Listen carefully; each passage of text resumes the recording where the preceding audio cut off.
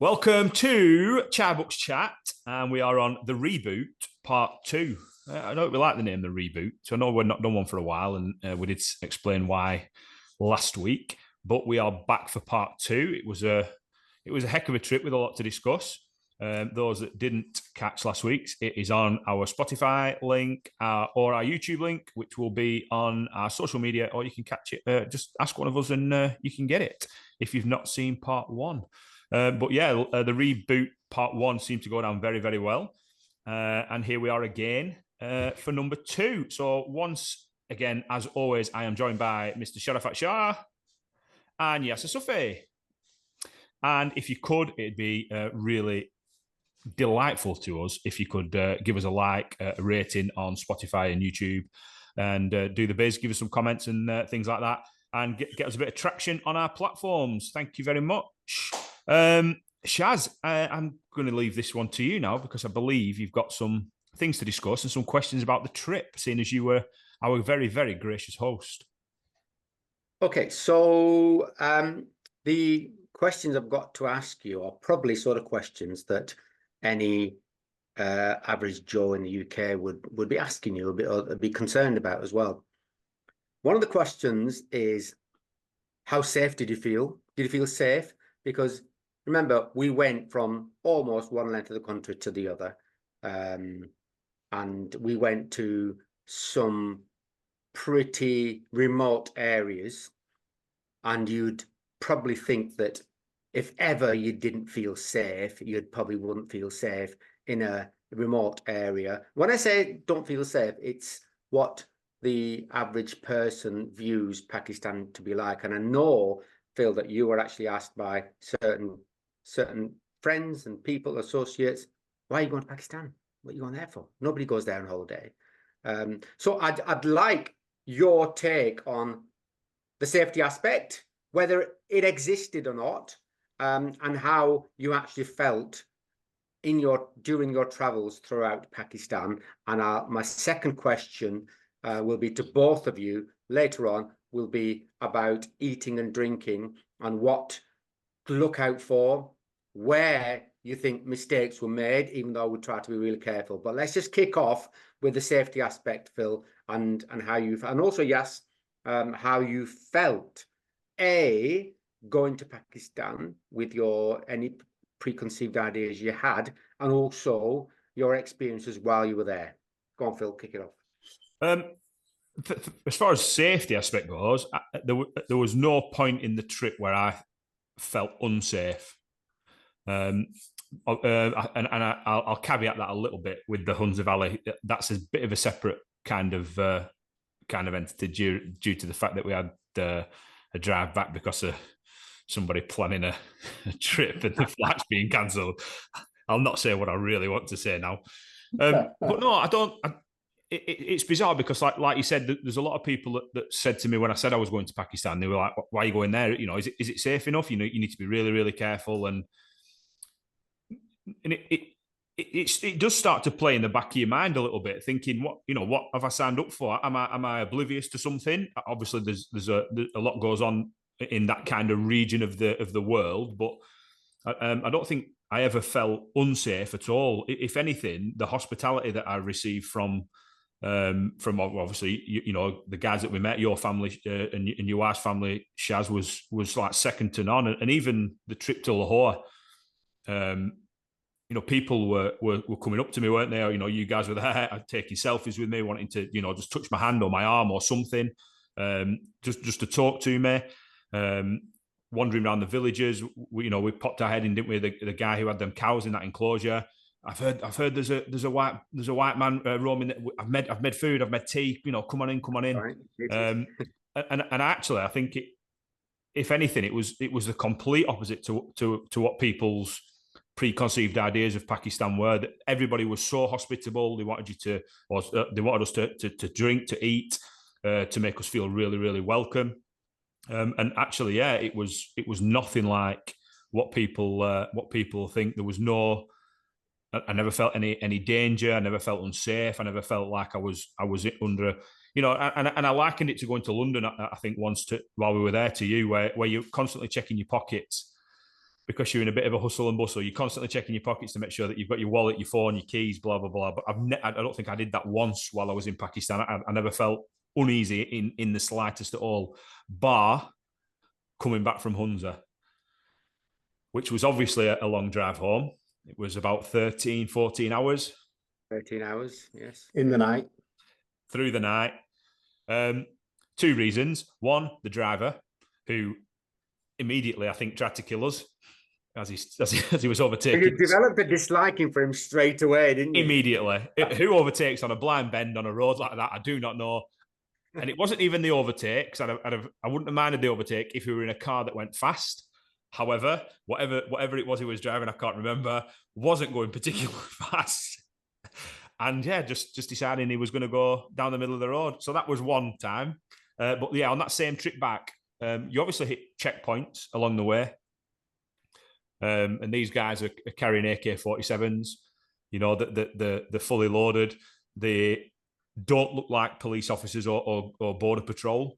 They are just guys in black pants and tops with hats on, carrying guns. And when they started, I think the first one, when they started asking for passports and things, I was a little bit like, here we go now. This could be a little bit dodgy. Up until the point I got back in the car and you say to me, "Oh, he just wants your passport because you're a foreigner. They want to make sure that you're safe from here up into where we were going back to, Islamabad." Islamabad. And therefore, if the car comes off the road or if anything happens, they know that they've between checkpoints 6 and 7, somebody's gone missing. And at that point, but also, Phil, we went through the dam area as well, didn't we? And in the dam area, that was even more heightened because it was literally 2, 3, wasn't it? One after the other. Oh, we went up to the dam near. When we were driving back, we were going past that dam being built, if you remember. And I think, yeah. I think they'd had someone. They were looking out for threats in terms of people who might want to do some damage to the dam. Spies, Indian spies, maybe, I don't know. But I think that at that point, if you remember, they checked us about at least 3, 4 times across when we were going past that. Yeah, So, but I think once we'd got back in the car and we knew what that was about, there's never been. I don't think I've ever probably felt as safe in a country. In fairness, even in our own capital city, I'll go down and I think, you know, there's a potential. There's a big potential of me being pickpocketed. And obviously, you know, in Pakistan and the currency and stuff, at one point, I know I was carrying a lot of money with me. And I say a lot of money, it was probably a couple of £100, but to Pakistani, you know, in Attock, it's an awful lot of money in rupees, isn't it? But again, never once thought I'm going to get done over here, or I'm going to get pickpocketed, or that, you know, there's a reason for me to feel on edge. It was the complete opposite. The hospitality and love that was given out while we were there. I think, you know, I don't think I've ever felt that anywhere else, really. Yes, agree. anything to add to that? Yeah, no, just one thing is it's just not more. I felt secure throughout being, you know, you lot pointed out to everyone we met that he's an Indian. So I think I was at more risk than Phil was. You know, everywhere we went, your first thing you kind of went, oh yeah, by the way, he's Indian. Everybody you met, I said that too. I think I was under more threat than Phil was in terms of, you know, being threatened. But I felt, you know, I didn't feel once that we had anything to worry about. And I'm going to say this because obviously, Shaz, you were with us. I felt a lot more at ease. If you were going on your own, I think, do you know what? The experience might be slightly a little bit different, because the one thing I would say is not being taken advantage of. And when we got into Lahore, we got stopped because of the tints on the car. Yes. The police officer I think he wanted payment, didn't he? He did, yeah.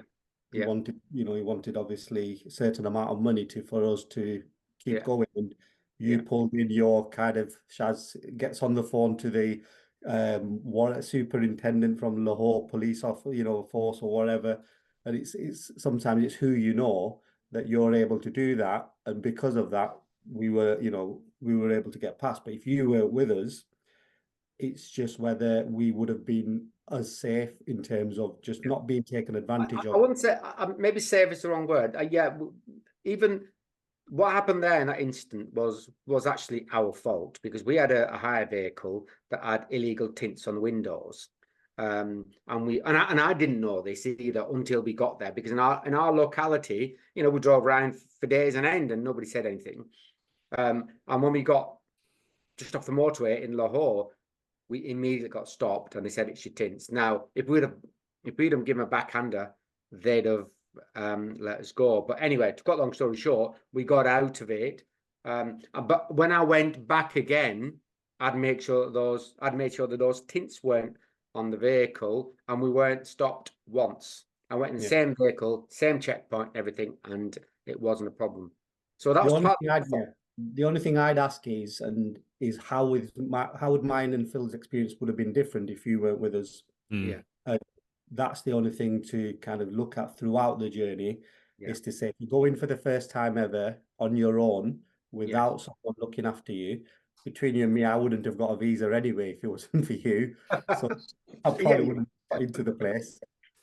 But besides that, that's the only thing I think, is just being able to be wary about the fact that some people might want to, because you're foreign, because you're not from there, charge you a bit more, you know, whatever.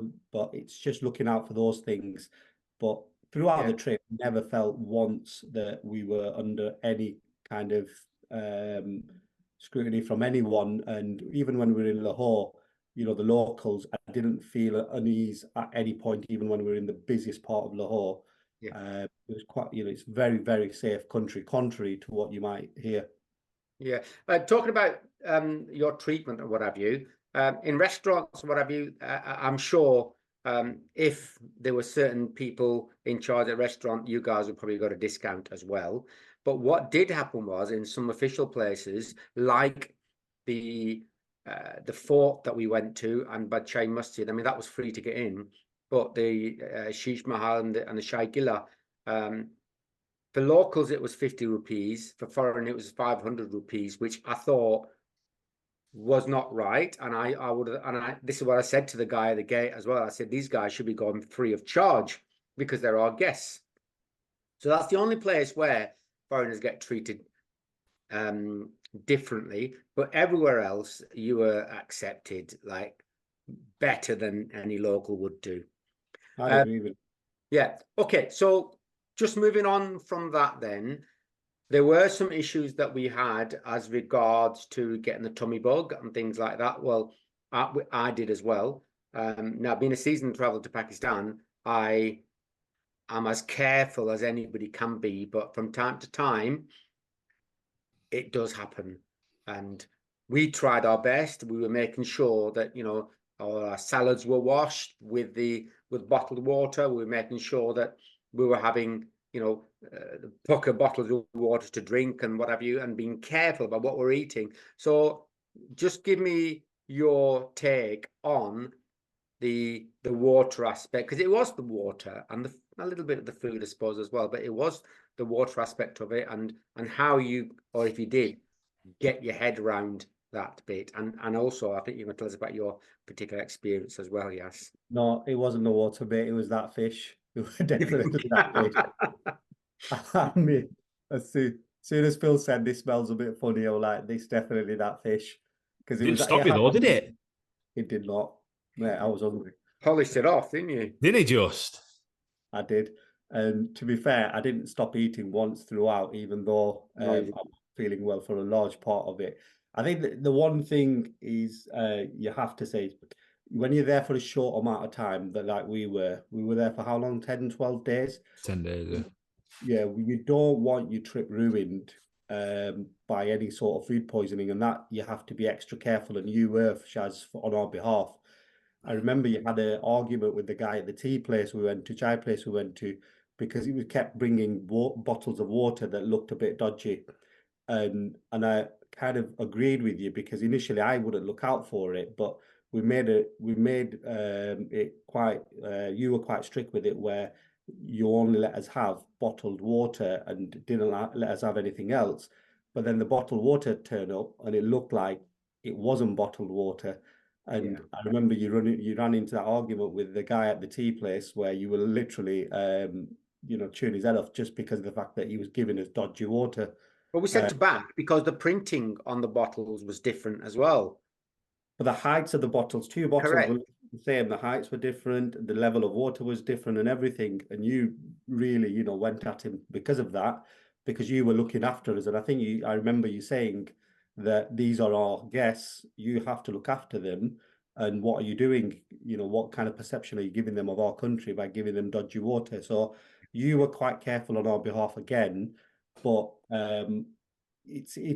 I would say it's inevitable, especially if it's your first time going, that you will be susceptible to some sort of food poisoning at what level. Unfortunately for me, I had it quite bad, for 2-3 days, chucking my guts up on the side of Lahore in the busiest street in Lahore. I don't know how many toilet trips on the way back from Pakistan. I felt sorry for the guy sitting next to me in the aeroplane. But it was inevitable. But like Phil said, to be honest with you, I was probably as much to blame because I never stopped eating. I didn't, whether it was a chaat from a fruit vendor, whether it was the juices that you get, we had along the way, we kept eating, even though we avoided, I think we avoided any meat, didn't we, more or less? Or we avoided anything, if I'm honest, I think we avoided most poultry as well. We So tried to were avoid quite contamination of some sort as well, didn't we? With some of the juices and the drinks as well. But you can't cover everything. So what I would say is, as careful as you can be, you probably will get it in some way, shape, or form. So it's just and you've just got to try and, as I think Phil, you said this, didn't you? That next time you go, first day, you're just gonna have the dirtiest water possible, get it out your system, and then you can eat what you want. So I don't know whether that's the way forward. And neither do I. But I can remember, I remember us being really careful with everything, and I did, but I got away fairly lightly, I think, in comparison to you. But then I'd sort of starved myself for 12 hours, didn't I? And I say 12 hours because when we were on our way home from Lahore, you ended up pulling in at McDonald's. And I was that hungry that I thought I'm going to have something to eat here. And That's right. I polished that Big Mac off fairly sharpish. That's it. But I also remember sitting and having the conversation where we'd gone, it's impossible. It's absolutely impossible. You wouldn't eat anything because you can always somehow trace something back to the water. And I remember us being in that the fish restaurant, that's probably a bad example, but the plates came and they were wet still. So they'd been washed. That's right. And then obviously put to dry, but they weren't quite dry. And I remember saying to you, just be careful of these plates now. And sitting there and you go in, you can't get away from this. No, you can't. Stuff's washed in the water, food. And it's like, I get you've got to be careful, but we ended up at one point where I'm thinking, I can't eat that. And I thought, what are you going to bloody eat then? Because you're literally pulling yourself out of everything here. I know one thing that we knew we could eat were those pakoras in Attok off the wagon.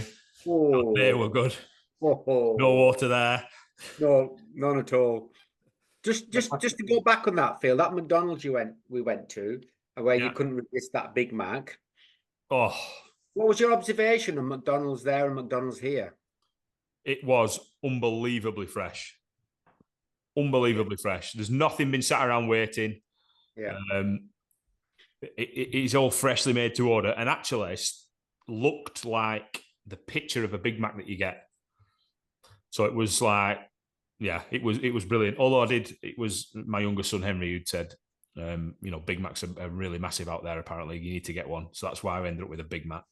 And are they bigger or not? Is that no? It wasn't same size, but just fresh.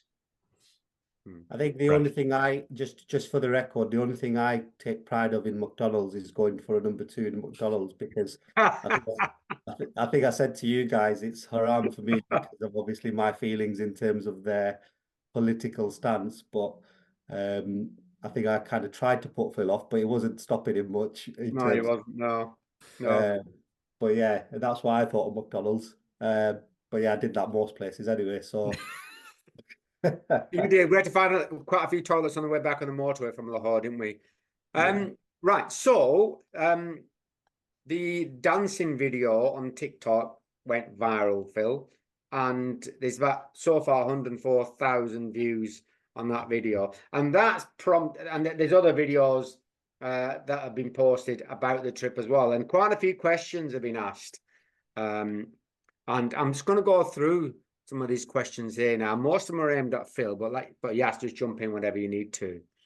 So Phil, first question is, did you enjoy your experience in Pakistan? Well, we don't need to go there because you did. Top right? notch. And we'll move on from that one. What did you think of the toilets in Pakistan, and did you use them? Yeah.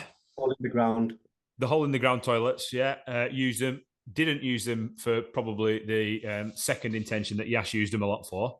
But then again, didn't necessarily need to. The only thing that I could say about those toilets is the leg strength to be able to squat for that amount of time is unreal. And that's one thing I think that we spoke about when we were watching guys on the street when they were like doing some, making shoes or whatever they were doing. They were working in some way, shape, or form. The squat strength and the ability to be able to sit on your legs for that long is just incredible. Like even Mr. Jim here couldn't do that. No, they do squat a lot. Everything they do, they squat when they do it. Yeah, okay. I never used them for. Sorry to disappoint everybody. Never went to the toilet that way in one of the holders in the floor. There was always a toilet, a normal toilet for me. And even that when we went to, was it your cousin?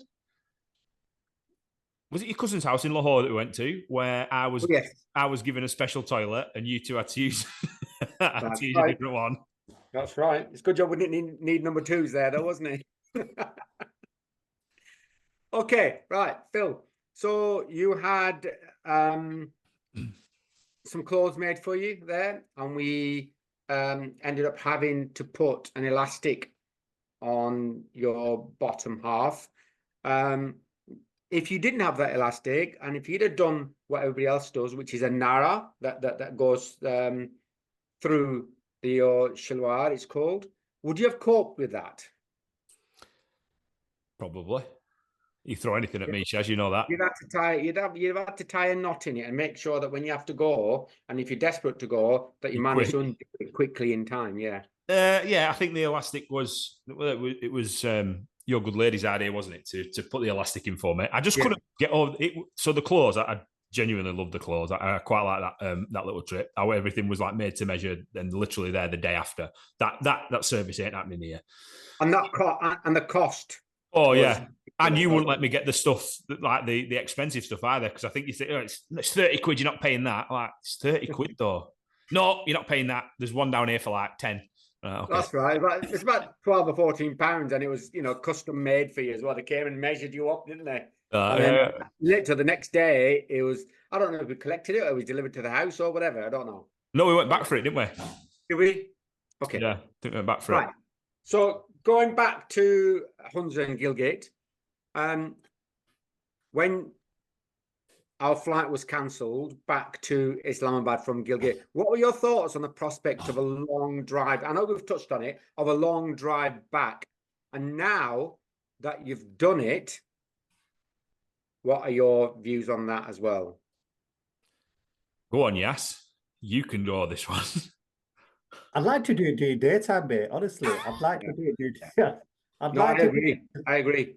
The guy said, what did the guy say? That they called it the 8th wonder of the world or something like that, that trip back, because we were going through the mountains, but unfortunately we couldn't see any of the scenery.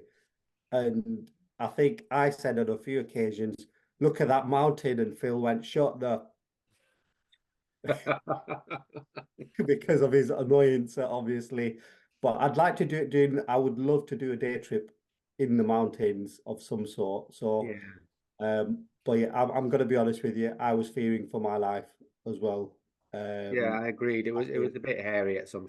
That's nothing to do with the drive, Shaz. That was because I was going to kill him.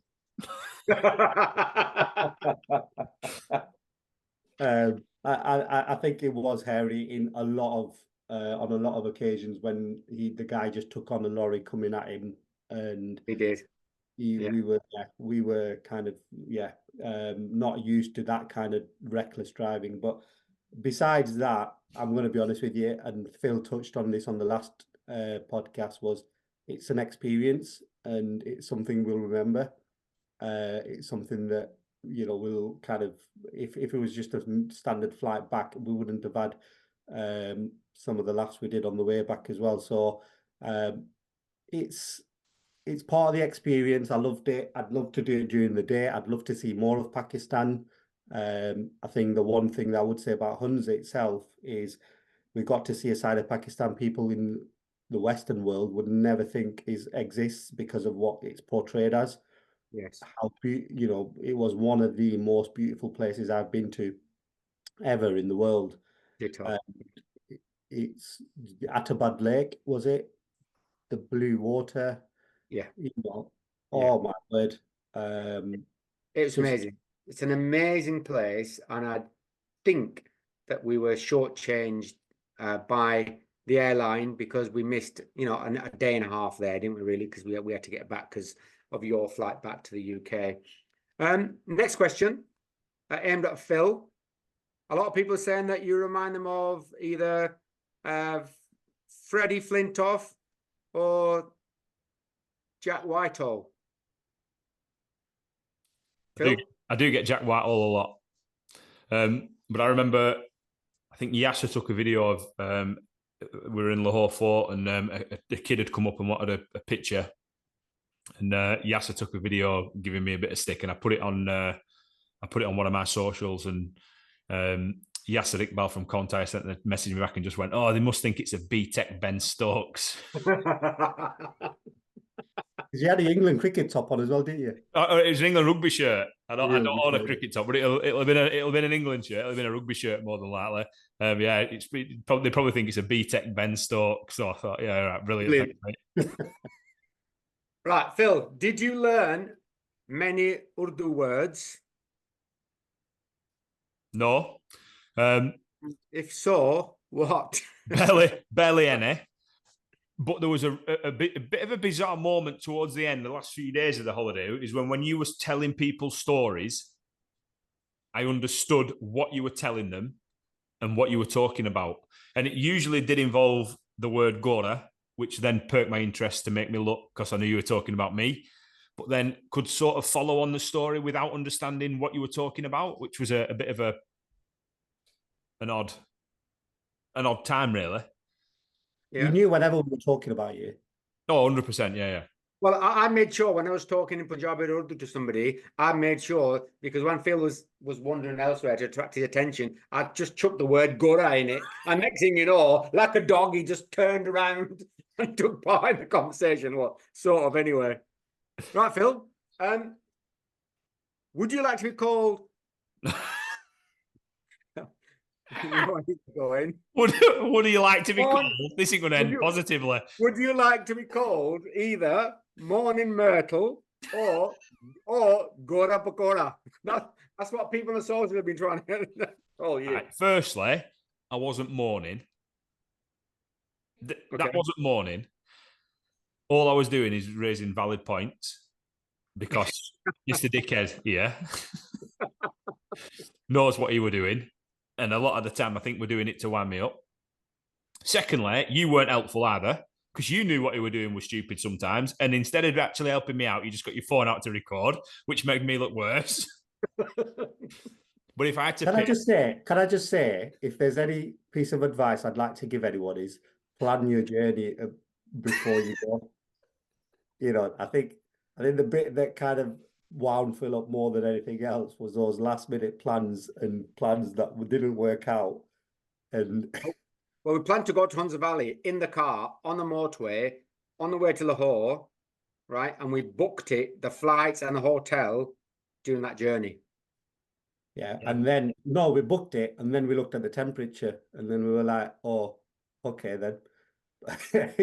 No pants, no jumpers, no coats. Just shorts. But yeah, if I had to pick Shaz, I'm going to go with Gora Pakora. Okay.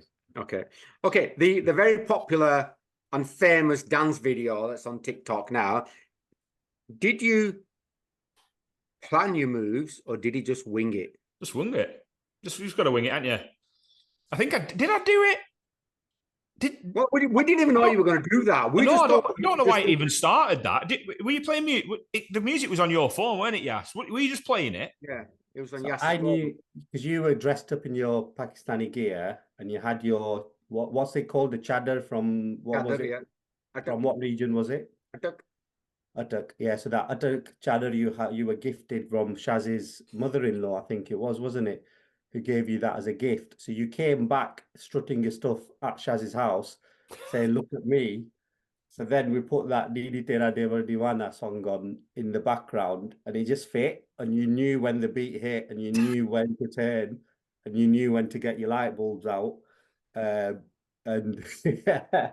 So if anyone's not on TikTok, if they follow Shaz, what's your handle on TikTok? Sharafat Shah. Yeah. So if they look on there, they'll find that video. And a lot of people, to be fair, do you know what? A lot of people have come up to me and messaged me to say, "Oh, we've seen you and your mate on TikTok." So it has gone viral a little bit because Well, the amount, 104,000, I'd class that as fairly viral. yeah, But the amount yeah, of no, viral. we were just videoing Phil walking with his back to us, and Yasser was stood next to me he played a song on his phone, and Phil walked to the end, and as soon as he turned around, he was giving the light bulb movements. Thought brilliant. Okay, right. Well, that's very popular, and everybody loves it, Phil. And then Yas, at the end of that video, you can hear you saying, "That'll do," at the end of the video. Because I think that was take 20, I think, or something like that. Well, we didn't do that many takes. He wasn't that, he wanted it to look a bit better. He was a bit, he was a bit. Oh, particularly if I'm going to put a video online, I want it to be my best version of me, don't I? Yeah. But I'll listen. I'm gonna say I'll eat a bit of humble pie. He looked good in his Pakistani outfit. He did, and he felt good as well. And he said, "Oh, so. did I ever? What freedom! Yeah, that's absolutely what freedom!" I think the only thing I would say is if we went back to Pakistan, and I think we touched on this when we were there. I'd go back as Phil's looking for a bride, and we'd go and eat some. We'd go visit lots of houses and get fed and stuff. Yeah, because, I think so. We'll find him. We'll try and find him a wife out there. Yeah. Okay, so Phil, if you were to be given a Pakistani name, what would it be? You must have come across a lot of Pakistani names now, both here in the UK and in Pakistan. Pakistani Muslim names, whatever you want to call them. We have, and we've done this before. Yasser once put it on his socials, and I know we've talked about it before as well, and I can't remember where we landed. I keep forgetting. Was it Yusuf? Was it Yusuf? I think it was Yusuf, yeah. Was it? So, although it possibly wouldn't be the choice that I'd pick, I think it's the choice I'd been given. So I think I've just got to go with that. Yusuf. Yusuf also means Joseph as well. Bill, tell us a story about those very fetching trousers you had on at the border. See, that's another stitch up. So we got stitch up. It's you. It was. You knew full well. Everywhere. So yeah, obviously I took shorts because the weather was beautiful. So we got to the Wagah border show at Lahore, the Indian and Pakistan border. And as we were going into the show, the security guard stopped me. And I wasn't 100% sure what he'd stopped me for at first, until you said he's asking you to put pants on. Now, I don't know, what we were about 2 hours away from yours and having no pants anyway, I wasn't really sure what to do. But he did say to me, you can go into that shop there and buy a set of pants. Yes, that's right. They were the best of a bad bunch. Now, the ones you tried to make me buy, more than once you tried to make me buy them as well, and you knew full well they were bad, were the ones with loads of NFL teams on them.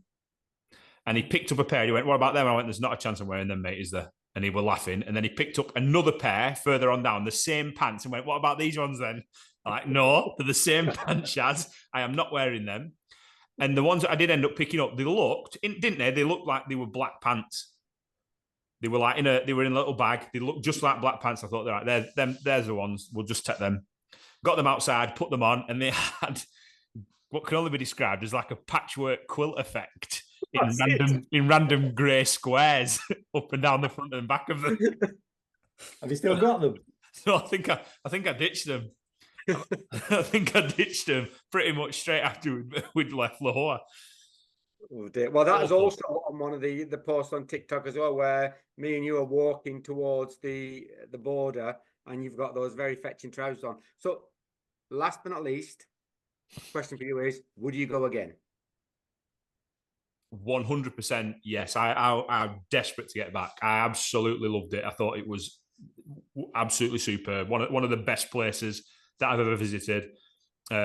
In terms of hospitality, in terms of country, in terms of culture, in terms of sites, and 100% want to get back there. I can't answer for yes, but I'm gonna guess it's something similar to my answer. Yeah, I think I said this on the first episode where it felt like home, and it really did, honestly. And that wasn't just because of the hospitality and you being staying at your house. It was just generally my feeling of belonging as a Muslim, where, wherever we were, you could hear the adhan, wherever you were, you could jump into a mosque on a side street.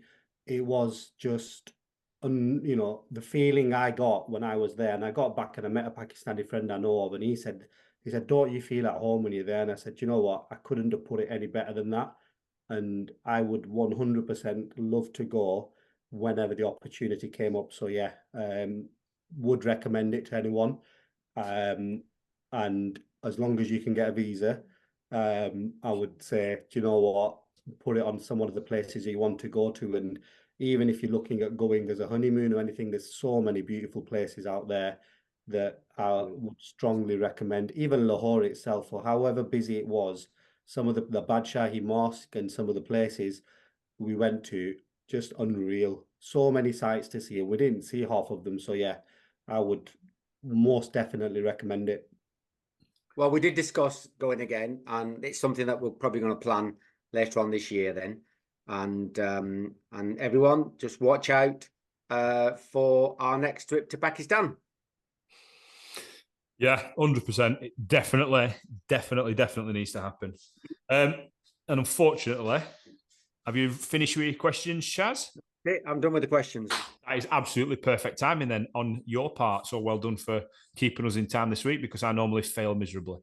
But yeah, thanks very much. If you have enjoyed listening to it today, please leave us a like or give us a share with your friends.